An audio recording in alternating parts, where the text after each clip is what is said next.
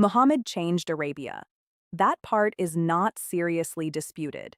In a little more than 20 years, his movement grew from a small, opposed community in Mecca into the dominant religious and political power across much of the Arabian Peninsula. And for many Muslims, that achievement is more than history. It is evidence. Muhammad, they argue, was an illiterate man surrounded by idols, tribal violence, injustice, and fathers burying their own daughters alive. Yet he united Arabia, defended the poor, established legal protections for women, and built a new civilization. How could one man accomplish all of that unless God sent him? It is a powerful argument, but it quietly joins two very different questions. Did Muhammad transform Arabia? Yes. Does transforming a society prove that your revelations came from God? Not by itself. And to understand why, we need to examine the society Muhammad inherited, the system he created, and the means by which Arabia came under his authority. Because a leader can correct some abuses while authorizing others. He can unite a society without making it morally perfect. And he can change history without speaking for God. The Quran uses the language of Jahiliyyah for conduct opposed to God's guidance. Later Islamic tradition made it the familiar label for the age before Islam, often translated as the age of ignorance. The contrast is dramatic. Darkness before Muhammad, light after Muhammad. But pre-Islamic Arabia was not one uniform society. The peninsula included nomadic tribes, agricultural communities, commercial centers, and ancient kingdoms. Southern Arabia had governments, monumental inscriptions, complex irrigation systems, and centuries of political history. Jewish and Christian communities lived in different regions. Arabian religion included older tribal cults, Judaism, Christianity, and forms of monotheism. Some recognized a high creator while still appealing to lesser divine beings or intercessors. Arabia was connected to the Byzantine, Ethiopian, and Persian worlds around it. This was not an enlightened paradise, but it was not an empty wasteland waiting for Muhammad to invent law, religion, or morality. Muhammad did not create civilization from nothing. He inherited a complicated late antique society and reorganized it under a new religious and political authority. That distinction matters because the apologetic argument depends on Arabia being almost devoid of law, morality, and civilization before Muhammad. The surviving evidence does not support that picture. The phrase illiterate desert man makes Muhammad sound almost completely isolated. But that image is misleading. The Quran calls Muhammad ummi, often translated as unlettered, although scholars debate the word's precise meaning. Even granting the traditional belief that Muhammad could not read or write, illiteracy would not mean stupidity, and it would not mean isolation. Islamic tradition presents Mecca as a pilgrimage center with commercial activity and describes Muhammad participating in trade. Arabia was also an oral culture. People preserved poetry, genealogies, alliances, laws, and religious traditions through memory and recitation. Islamic tradition presents Mecca as a pilgrimage center with commercial activity and describes Muhammad participating in trade. The wider Arabian world interacted with Jews, Christians, merchants, pilgrims, and neighboring empires. Muhammad did not need to read manuscripts personally for biblical names, stories, and religious ideas to circulate within the oral and commercial world around him. Whatever his literacy, Muhammad demonstrated persuasive ability, political judgment, negotiation, and leadership. That does not make him a prophet. It gives us historically understandable reasons why his movement could succeed. Then there is the most emotionally powerful part of the story. The buried daughter. Surah At-Takwir, 81:8-9 describes the day when baby girls, buried alive, are asked for what crime they were put to death. Surah Al-Isra 17:31 also commands, "Do not kill your children for fear of poverty. We provide for them and for you. Surely killing them is a heinous sin." The Quran condemns child killing. That should be acknowledged plainly. But here is the historical problem. A text condemning a practice does not tell us how often it happened. The surviving evidence cannot show that most Arabian fathers routinely buried their daughters alive. A recent scholarly reassessment has questioned whether the later image of widespread, systematic live burial can actually be established from the Quran and the surviving evidence. That does not mean it never happened. It means we do not know how common it was, where it occurred, or whether every later story accurately reflects pre-Islamic life. The Quran's condemnation was morally right, but condemning murder does not establish Muhammad's account of revelation, salvation, or Jesus. A true moral command does not make every surrounding theological claim true. Muhammad's movement did formalize obligations that could protect vulnerable people. The Quran repeatedly commands generosity, honest dealing, care for orphans, and help for the poor. It warns the wealthy that status will not protect them before God. It also established specific legal protections for women within the emerging Muslim community. Surah An-Nisa 4:7 states, "For men there is a share in what their parents and close relatives leave, and for women there is a share in what their parents and close relatives leave, whether it is little or much. These are obligatory shares." That could protect a woman from male relatives who might otherwise exclude her. The Quran also regulated dowry, divorce, financial support, and family obligations. Those protections could matter. But the story is not that women had no rights until Muhammad gave them rights. Pre-Islamic Arabia was diverse. Some women were extremely vulnerable, while others appear in the evidence as property owners. The surviving evidence is too limited to describe the status of all Arabian women with one simple rule. Islam took that varied social world and placed it under a more defined religious legal system, and that system also codified unequal rights and male authority. In the inheritance situation addressed by Surah An-Nisa 4:11, the share of the male will be twice that of the female. The system continued to grant men broader marital and household authority, including the right to practice polygyny. The same pattern appears with slavery. The Quran encouraged freeing enslaved people and sometimes required manumission as an act of expiation, but it did not abolish slavery. The Quran continued to recognize slavery and female captives. Classical Muslim jurists later developed detailed rules for slave ownership and understood the relevant Quranic passages as permitting concubinage. The new order also continued to recognize slavery, female captivity, polygyny, and the distribution of war booty. None of these institutions was unusual in the 7th century. But these were not merely outside customs that Islam tolerated reluctantly. They were recognized and regulated within a system presented as divinely authorized. So yes, Muhammad's movement restricted some abuses and formalized some protections. It also preserved profound inequalities and coercive institutions. That may be reform. It is not moral perfection. And it is not proof that the system came from God. A Muslim might respond, Muhammad did not begin with an army. He began powerless and persecuted. That is true. In Mecca, Muhammad preached monotheism, resurrection, judgment, charity, and care for the vulnerable. According to Islamic tradition, his followers faced ridicule, economic pressure, and persecution. Some sought protection across the Red Sea in Christian-ruled Aksum. This part of Muhammad's life should not be erased. He did not begin as a conqueror. He began as a preacher, challenging the religious order around him. But his followers did not transform Arabia in Mecca. The larger transformation came after the Hijra, Muhammad's migration to Medina. And in Medina, Muhammad became much more than a preacher. In Medina, Muhammad remained a religious messenger, but he also became a judge, lawgiver, diplomat, political leader, and military commander.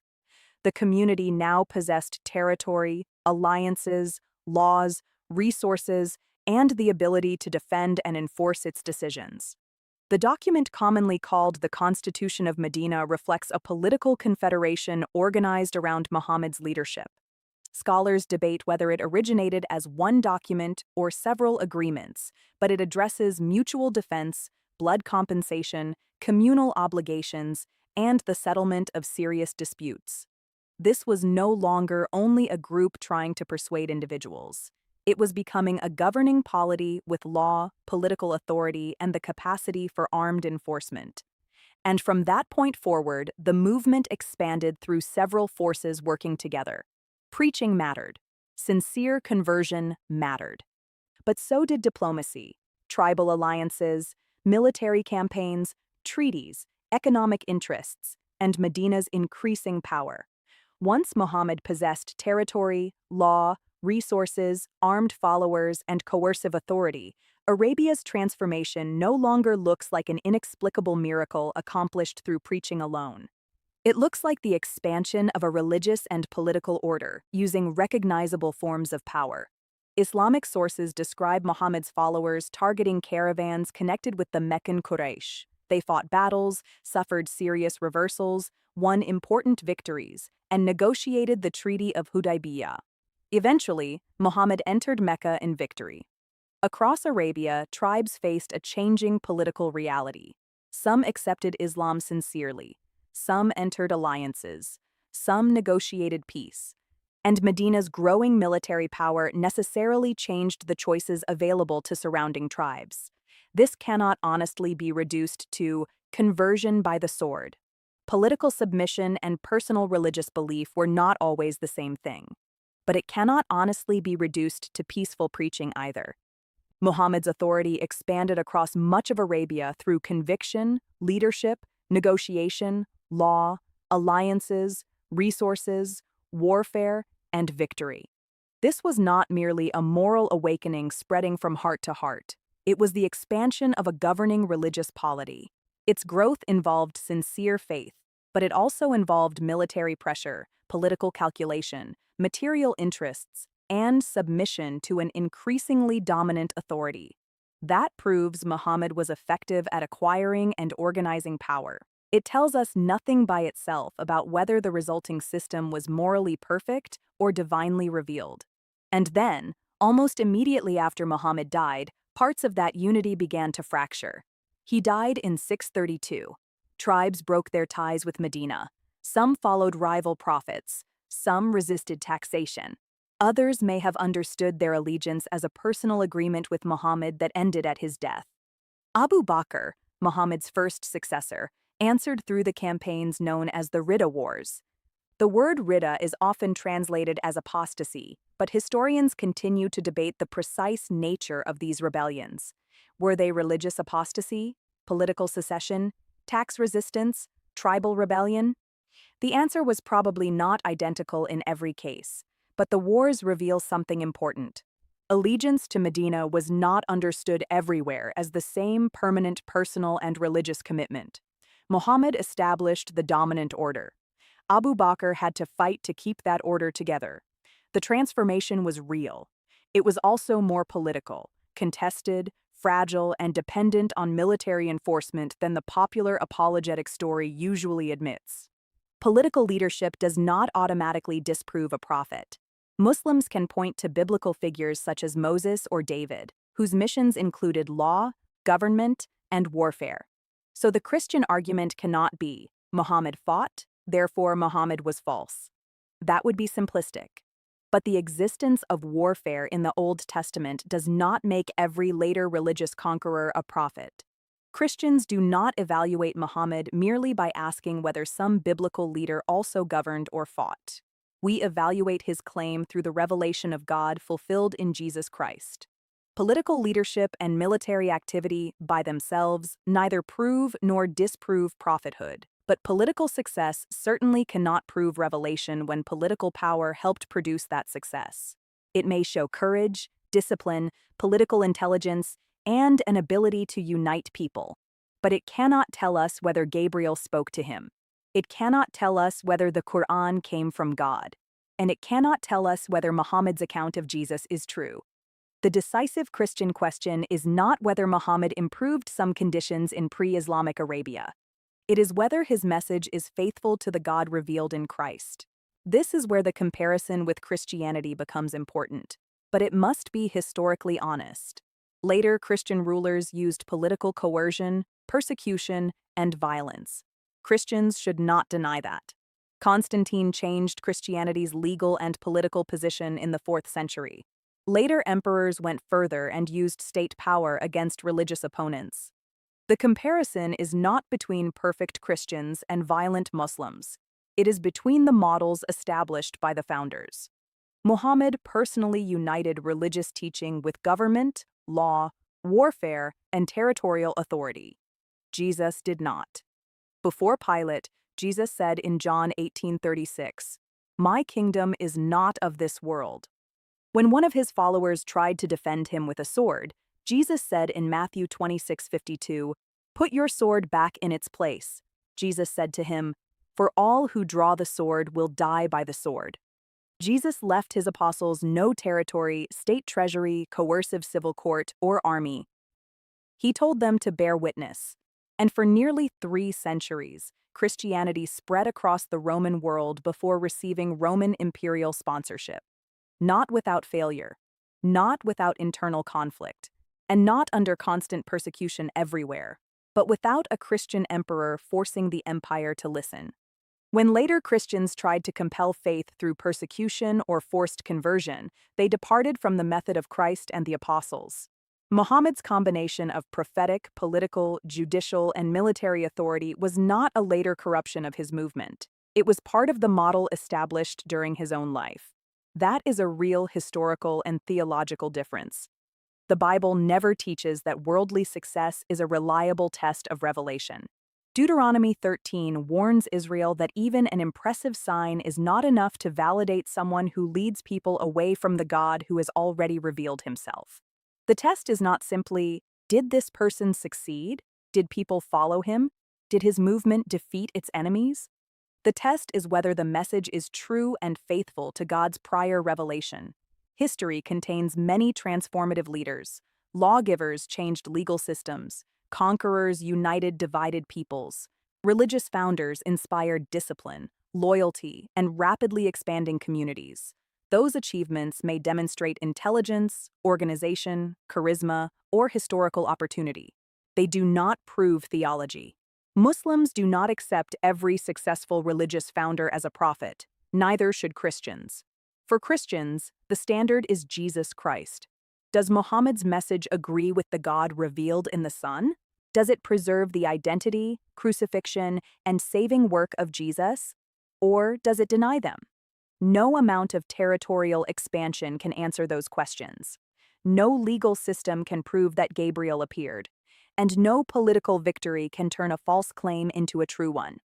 So yes, Muhammad changed Arabia. His movement opposed some genuine evils, formalized some protections, and preserved other unequal and coercive institutions within a system presented as divinely authorized. It brought a powerful religious and political order to prominence. But power is not righteousness, reform is not moral perfection, and success is not revelation. Christianity does not ask us to believe in Jesus because he defeated Rome politically. Rome executed him. Jesus was rejected, mocked, beaten, and crucified. According to 1 Peter 2:23, when they hurled their insults at him, he did not retaliate. When he suffered, he made no threats. Instead, he entrusted himself to him who judges justly. But Christianity does not end with a suffering teacher buried by an empire. It stands or falls on the claim that the crucified Jesus rose bodily from the dead. His followers entered the Roman world without an army, proclaiming that death had been defeated and that Jesus was Lord. They did not point to territorial conquest as proof. They pointed to the risen Christ. Muhammad's movement established political rule across much of Arabia. Jesus' first followers proclaimed a risen Lord while the empire still possessed the power to imprison and kill them. The Christian test is not which leader acquired more territory, imposed more law, or brought more tribes under one authority. It is whether Jesus Christ rose from the dead and whether a later claimant tells the truth about him. The question is not simply which movement changed history. Both did. The question is which message is true. Read it carefully. Read it in context. Then ask yourself, what is the truth? Subscribe to keep exploring the history, the texts, and the questions that matter. We'll follow the evidence, speak the truth in love, and keep the conversation going.